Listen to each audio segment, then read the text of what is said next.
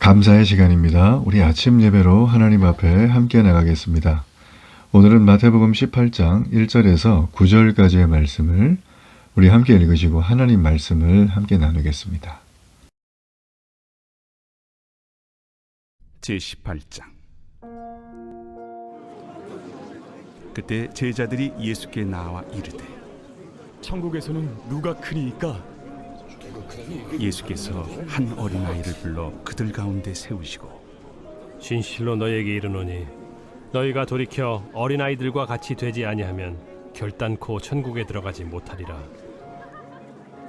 그러므로 누구든지 이 어린아이와 같이 자기를 낮추는 사람이 천국에서 큰 자니라. 또 누구든지 내 이름으로 이런 어린아이 하나를 영접하면 곧 나를 영접함이니 누구든지 나를 믿는 이 작은 자 중 하나를 실족하게 하면 차라리 연자 맷돌이 그 목에 달려서 깊은 바다에 빠뜨려지는 것이 나으니라. 실족하게 하는 일들이 있음으로 말미암아 세상에 화가 있도다. 실족하게 하는 일이 없을 수는 없으나 실족하게 하는 그 사람에게는 화가 있도다. 만일 내 손이나 내 발이 너를 범죄하게 하거든 찍어 내버리라. 장애인이나 다리 저는 자로 영생에 들어가는 것이 두 손과 두 발을 가지고 영원한 불에 던져지는 것보다 나으니라. 만일 내 눈이 너를 범죄하게 하거든 빼어내버리라. 한 눈으로 영생에 들어가는 것이 두 눈을 가지고 지옥불에 던져지는 것보다 나으니라. 우리가 살고 있는 이 땅은 이미 천국이 임했습니다. 왜냐하면 예수님이 오셨기 때문이죠. 그래서 교회는 이미 임한 천국을 보여주는 곳이자 또 아직 완성되지 않은 천국의 이 긴장 관계의 모습을 세상에 하나님의 통치라고 하는 이 하나님의 통치자임을 드러내는 그 선포의 사명을 맡은 게 바로 교회입니다. 이 교회가 이 사명을 감당하기 위해서는 제일 중요한 게 세상과 다른 모습을 보여야 되는 것이죠. 예수님은 제자들과 나눈 대화를 통해서 오늘 본문에서 그가 세상과 어떤 차이점을 가져야 하는가, 자, 그 부분을 우리에게 보여주고 계십니다. 자, 우리가 시작하고 있는 1절 말씀에 보면 그때 제자들이 예수께 질문을 합니다. 천국에서는 누가 큽니까? 라고 물어보는 거죠. 자, 우리가 읽지 않았지만 우리 마가복음이나 병행명문인 이 누가복음에 보면 이게 그냥 천국에서는 누가 큽니까? 라고 그냥 단순한 질문이 아니라 그들이 이제 예수님께서 마지막 때가 옴을 직감하고 이제 예수님이 이 모든 걸 권세를 잡고 세상을 다스리시면 누가 2인자 3인자가 되겠는가, 자, 그런 어떤 말다툼이 시작이 됐어요. 그리고 이 말다툼 끝에 예수님에게 굉장히 싸납고 거칠게 이런 질문을 하는 거예요. 제가 나보다 2인자 된대요 막 그러면서 그런 얘기를 한 거죠. 참 한심한 모습이죠. 자, 예수님께서는 제자들의 이런 상황, 또 이런 마음, 태도를 아시고 거기에 대한 답변과 또 파생 질문, 또 답변, 자, 이렇게 이루어진 게 오늘 이 짧은 이 9절까지의 내용입니다. 자, 하나씩 살펴보죠. 예수님은 말 그대로 이들의 질문을 받고 대답을 하시는데, 자, 이들이 듣기에는 예상한 대답이 아니었어요. 굉장히 좀 충격적인 어떤 대답을 해주십니다. 3절과 4절에 보면 진실로 너희에게 이른다. 이건 진짜란 얘기예요. 너희가 돌이켜 어린아이들과 같이 되지 않으면 결단코 천국에 들어가지 못한다. 자, 그러므로 누구든지 이 어린아이와 같이 자기를 낮추는 사람이 천국에서 큰 자다 라고 했어요. 자, 제자들의 질문에 예수님의 명쾌한 대답이지만 이 제자들은 이 얘기를 들으면서 적잖은 충격을 받았을 거예요. 네가 2인자 해라. 이러면 얼마나 심플합니까? 근데 예수님께서는 그런 얘기가 전혀 없었다라는 것입니다. 자, 여기 보면 어린아이 같은 자라고 했어요. 그죠? 어린아이 같은 자. 심지어 어린아이 같은 자가 되지 않으면, 어린아이처럼 자기를 낮추지 않으면 천국에 들어갈 수가 없대요. 얼마나 이들이 지금 충격을 받았겠어요. 지금까지 예수님 따라다니면서 천국 얘기를 얼마나 많이 들었는데 우리가 제외된다고? 얼마나 또 마음이 힘들겠습니까? 자, 여기서 여러분 어린아이라고 하는 존재를 우리가 좀 살펴볼 필요가 있죠. 이 어린아이라고 하는 존재는 뭐 여러 가지 어떤 의미가 있어요. 여러 가지 의미가 있지만 우리가 이제 문맥에 따라 좀 살펴보면 뭐 낮아지게 하다 뭐 이런 뜻인데요. 이 단순한 어떤 이 겸양을 가진 의미보다 스스로 강등시켜서 수치스럽게 되는 거예요. 부끄럽게 되다. 그러니까 어린아이와 같이 자기를 낮춘다는 건 내 계급에서 내가 스스로 내려가는 거예요. 자, 이게 쉬운 일이 아닙니다. 내 계급에서 내가 스스로 내려가서 정말 계속 낮아지는 상태. 자, 이렇지 않으면 너희가 큰 자가 될 수도 없고 천국에 들어가지도 못한다는 말을 지금 이들은 듣거든요. 그러니까 얼마나 많이 충격적이겠습니까? 자, 이거를 정리해 보자면 우리말로 한번 표현을 해볼게요. 쉽게. 자, 어린아이란 누군가의 통치를 받는 걸요, 당연하게 여기는 거예요. 그러니까 당연히 자기는 낮추는 존재가 되겠죠. 그러니까 자신을 낮추면 어린아이처럼 누구의 통치를 받는 걸 당연히 여기면 그 사람은 큰 자가 된다는 거예요. 자, 이게 여러분 역설적인 거지만 천국의 질서에 대한 가르침입니다. 자, 여러분이 천국의 질서는 천국 가서만 있는 게 아니라 지금 이 현세의 천국의 실존이자 모형인 교회 안에서도 동일하게 유지가 돼야 되겠죠. 어느 조직이나 사람이 모인 곳이든 관계없이 자신의 주장을 크게 얘기하고 감정이 조절이 안 되거나 자신의 의견을 들어주지 않으면 이 질서와 조직 자체를 흔들고 아주 크게 위협하는 행동들을 하게 됩니다.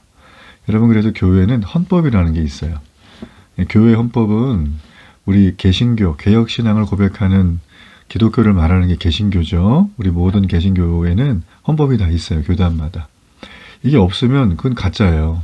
자, 그 헌법에 보면 이 말씀과 성례와 권징이라고 하는 교회 3대 표지, 3대 표징 이런 어떤 내용의 기준들이 있는데 말씀과 성례는 여러분 잘 아시는 거고요. 권징이 뭐냐면 이거는 권면과 칠이에요. 칠이. 처음에는 사랑으로 설득하고 성경 말씀대로 기다립니다. 그가 돌아올 수 있도록. 아주 인내하며 긴 시간 여러 차례 기다리지만 그럼에도 불구하고 그의 그릇된 행실이 바뀌지 않을 경우에는 교회에서 수찬 정지하고 또 파면하고 출교를 시키게 되는 거예요. 그럼 그 사람은 어느 교회도 이제 못 가게 되는 거죠. 그게 원래 이제 교회 권징인데 요즘은 이런 권징이 너무나 많이 흐려졌죠. 여러 가지 이유가 있지만 그래서 흐려지다 보니까 교회가 정말 별것도 아닌 걸 가지고 많이 어려워하고 흔들리고 또 심지어는 교회가 무너지는 경우들도 보게 됩니다. 여러분, 이거는요, 우리가 이게 그런가 보다라고 절대 지나가서는 안 됩니다. 오늘 이 말씀이 굉장히 엄격한 말씀이에요. 그러니까 요즘 너무나 이렇게 사탕 바르고 양념 많이 치고 재미있는 얘기하고 유머 얘기하고 막 감동적인 예화 해가지고 막 이렇게 하는 그런 메시지도 참 많지만 여러분, 거기에 우리가 너무나 길들이게 되면 교회와 우리가 섬기는 공동체조차도 우리의 뜻에 의해서 우리의 기본 상태에 따라 기준점이 달라진다는 거예요. 여러분, 이거는 있을 수가 없어요. 아주 쉽게 설명을 해볼게요. 이 자녀가 여러 명 있는 부모님이 그날 기분에 따라 아이들 양육하는 방식이 다르다. 그럼 그 아이들에게 부모는 사랑과 따뜻한 모습이 아니라 공포의 대상입니다. 여러분, 만일에 교회를 그런 식으로 그날 기분에 따라 또 유행에 따라 이거 안 하면 큰일 난다라고 하는 그런 식으로 접근하는 태도를 우리는 일체 차단해야 돼요. 왜 그런가? 성경 말씀에 근거하지도 않은 걸 가지고 얘기해서는 절대 안 되고요. 또 성경 말씀을 근거로 한 신앙 고백문과 또 교리문답서와 이 일을 가지고 만들어낸 교회 헌법들을 충분히 함께 소그룹 스터디를 하고 나누어서 교회가 이렇게 될 수 있도록 가야지 여러분, 교회를 그렇게 해서는 절대 안 된다는 것입니다. 늘 말하지만 우리의 인생은 수십 년이에요. 그러나 천국의 삶은 영원합니다. 지옥도 마찬가지예요. 여러분, 우리가 비교할 수 없는 거죠, 이거는. 그래서 우리가 이게 뭐가 더 중요한지를 먼저 우선순위를 정해놓고 신앙생활을 해야 해요. 안 그러면 이 제자들, 지금 예수님 쫓아다니면서 그렇게 천국 비유 보고 기적을 보고 하나님만이 하시는 걸 다 봤음에도 지금 뭐 하고 있죠? 지네끼리 2인자, 3인자 되겠다고 막 지금 싸우고 있는 거예요. 여러분, 이거는 절대 아닙니다. 교회 질서에 대한 아주 건강하고 분명한 가르침이 오늘 내용이라는 거죠. 자, 먼저 우리가 4절까지는 낮추는 자가 큰 자예요, 교회에서는. 제가 겸양을 떨란 소리가 아닙니다.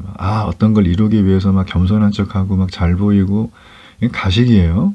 이거는 죄입니다. 엄밀히 말하면. 예, 절대 그러면 안 됩니다. 그러지 말고 그냥 나는 은혜로 구원받은 자이기 때문에 은혜로 주신 그분의 말씀을 따라가는 게 나는 무조건 옳다라고 하는 거예요. 그래서 그 말씀을 더 마음에 품고 걸어가는 자, 그게 바로 어린아이 같이 자기를 낮추는 자입니다. 여러분, 낮추는 사람이 천국에서 큰 사람이고요. 교회 공동체 안에서도 자기를 낮추는 사람이 큰 자가 된다는 거예요.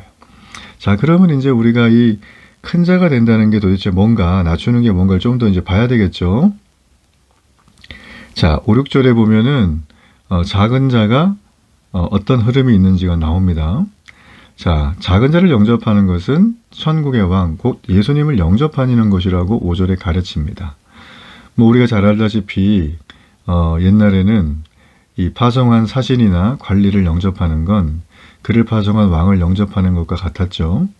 그러니까 왕의 파송을 받은 자는 곧 왕의 권세와 영광을 동일하게 지닌 자예요.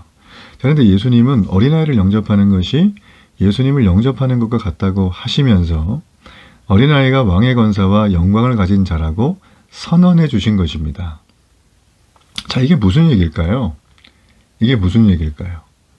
여러분, 여기서 어린아이가 무조건 옳다 그게 아니에요. 어린아이의 특징만 우리가 얘기하는 건데 아주 쉽게 얘기하면 교회 안에서 크게 존재감도 없고 너무나 뭐랄까요, 있으나 마나하고 또 세상에서도 정말 죄송한 얘기지만 크게 주목을 못 받는 분들이 교회 오신 경우들이 있어요. 소외되고 가난하고 어렵고 힘든 분들, 몸이 많이 아프신 분들. 여러분, 세상에서는 어떤 이해관계나 이권이 있지 않으면 그분들에게 뭔가 좀 함께하거나 그러기가 쉽지가 않죠. 그런데 여러분, 교회는 어떤 이해관계가 전혀 없어도 하나님의 은혜 안에서 주의 백성된 자녀라면 우리는 그를 품어야 되는 것입니다. 여러분, 그러므로 교회는 가난하고 소외된 자를 먼저 살펴야 되는 게 맞아요. 우리 마태복음에서 계속 살폈죠. 천국은 가난하고 소외된 자들에게 먼저 소개가 됩니다. 힘과 권력이 있는 사람, 사는데 부유함이 부족함이 없는 사람들에겐 천국이 소개되지도 잘 않고요. 소개돼도 그들은 받아들이지도 않아요.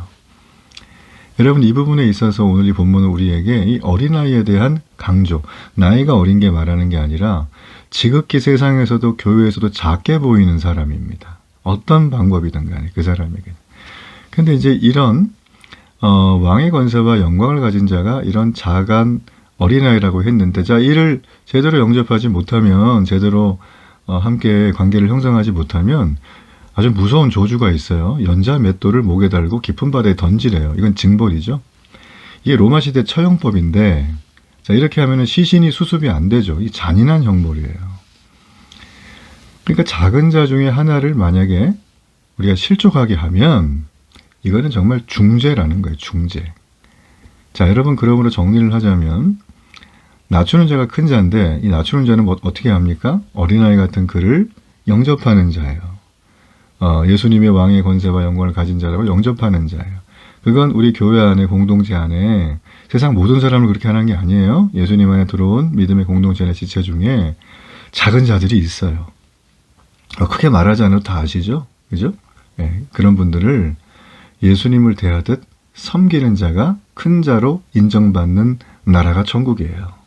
그게 교회 안에서 실행이 돼야 돼요. 여러분, 그게 사랑의 모습입니다. 사랑의 모습. 여러분, 사랑이란 오해하시면 안 돼요. 모든 말을 다 들어주는 게 사랑이 아니에요. 사랑은 때로 권징도 필요하고 격려도 필요하고 인내도 필요하고 이게 다 세트로 가야 되는 거죠. 여러분, 그러므로 교회 와서 날마다 위로만 바라고 내 얘기만 다 들어줘야 되고 사랑받기만 바란다면 우리는 아직 굉장히 너무나 이 미미한, 이 유의미한 신앙 가운데 있다. 좀 이렇게 아직 어린아이 같다 생각을 하셔야 됩니다. 성장을 해야 됩니다. 여기서. 그러니까 성장은 자연스러운 건데 성장을 안 하면 문제가 많은 거예요. 애가 태어났는데 여전히 젖병을 20살 돼도 빤다. 이건 생각하기도 싫고 끔찍한 일이죠. 우리는 성장을 해야 됩니다.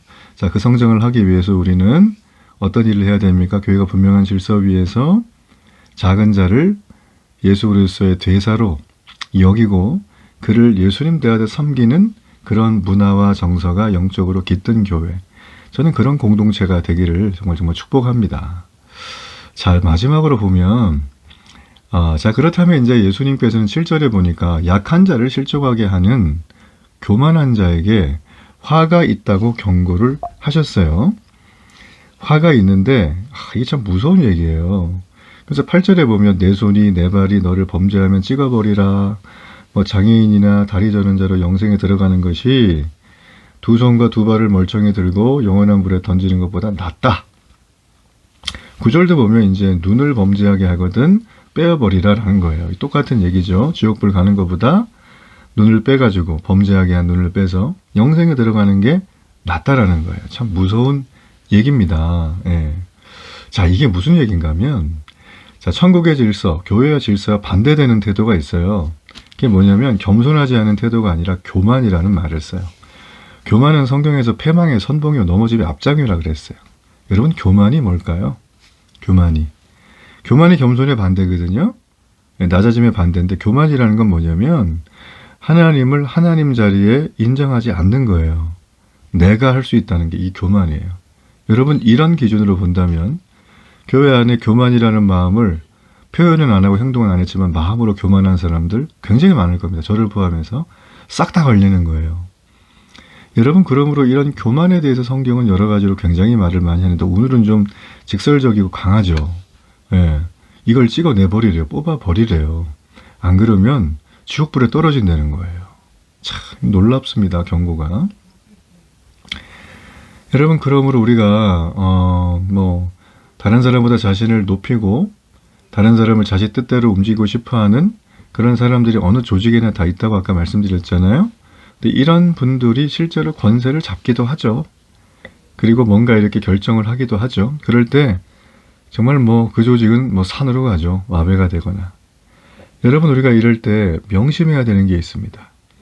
하나님께서 천국에서 다스리는 통치의 질서가 오늘날 교회 안에 그대로 구현되기를 원하시는 거예요.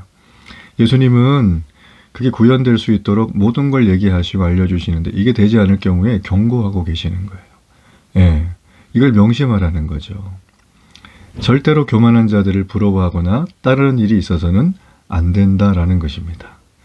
여러분 그래서 우리는 천국에서 큰 사람이 돼야 돼요. 여기서 믿음이 크다 이게 아니라 예수님이 말씀하신 이 영적인 흐름을 잘 우리가 생각하면서 세상에서 자신을 높이는 세상의 삶을 추구하는 게 아니라 예수님처럼 낮아지는 삶을 추구하며 매 순간 선택하고 살아가야 됩니다.